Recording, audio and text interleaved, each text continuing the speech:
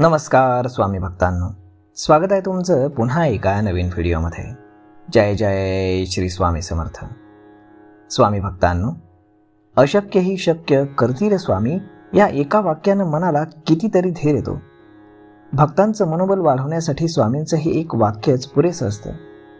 स्वामी सेवा करणाऱ्या प्रत्येकाला तारक मंत्राचं आणि स्वामी नाम जपाचं महत्त्व माहीत असतं। स्वामी सेवा ही अत्यंत साधी आणि सोपी आहे। स्वामींनी कधी अवडंबर केला नाही आणि स्वामींना भक्तांनी केलेला दिखाऊपणा देखील कधीच आवडला नाही।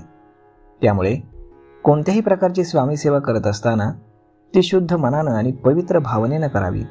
स्वामी नक्कीच कृपा करतात। काही नवीन स्वामी भक्तांना नामजप कसा करावा आणि त्याचं महत्त्व काय याची माहिती नसते। तर आजच्या या व्हिडिओमध्ये आपण स्वामी नामजप कसा, केव्हा करावा आणि त्याचे काय फायदे आहेत हेच जाणून घेणार आहोत।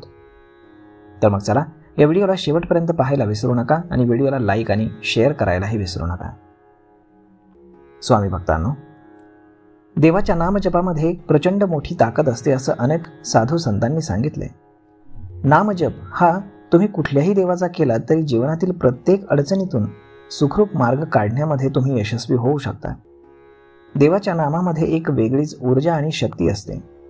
आपल्याला प्रत्येक स्थितीमध्ये धैर्य देण्याचं आणि योग्य मार्गावरती चालण्याचं मार्गदर्शन हे नामजपानेच होत असतं।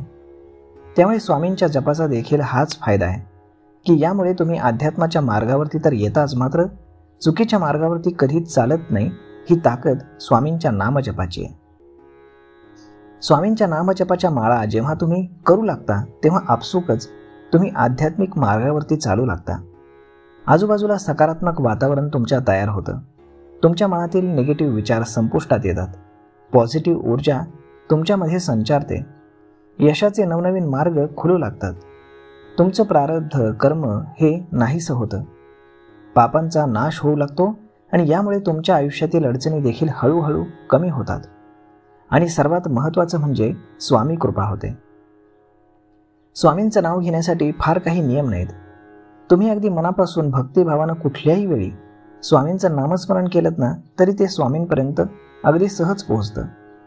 मात्र नियमित स्वामी सेवा करण्यासाठी सकाळी जमल्यास पहाटे लवकर उठून स्नान केल्यानंतर आपल्या देवघरामध्ये स्वामींना नामस्मरण करून फोटोची किंवा मूर्तीची पूजा करावी।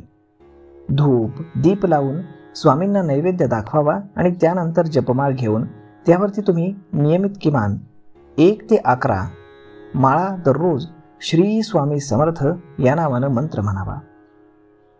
स्वामींचा नामजप तुम्ही मनामध्ये कधीही कुठल्याही वेळी करू शकता।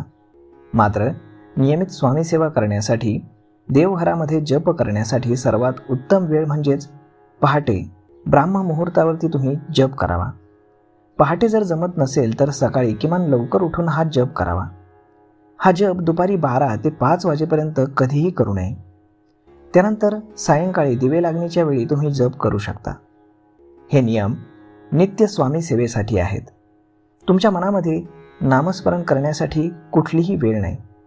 अगदी 24 तास तुम्ही स्वामींचं नाव घेऊ शकता। परंतु जर स्वामींचा नामजप करायचा असेल तर मग मात्र अगदी पहाटे ब्राह्म मुहूर्तावरती किंवा मग संध्याकाळी दिवे लागण्याच्या वेळी तुम्ही तो करू शकता। तर मग स्वामी भक्तांनो, हा व्हिडिओ, ही माहिती तुम्हाला कशी वाटली हे तुम्ही आम्हाला कमेंट करून नक्कीच सांगा। आणि जर आवडली असेल तर आपल्या जवळच्या मित्रमंडळींसोबत देखील हा व्हिडिओ तुम्ही शेअर करायला विसरू नका। धन्यवाद।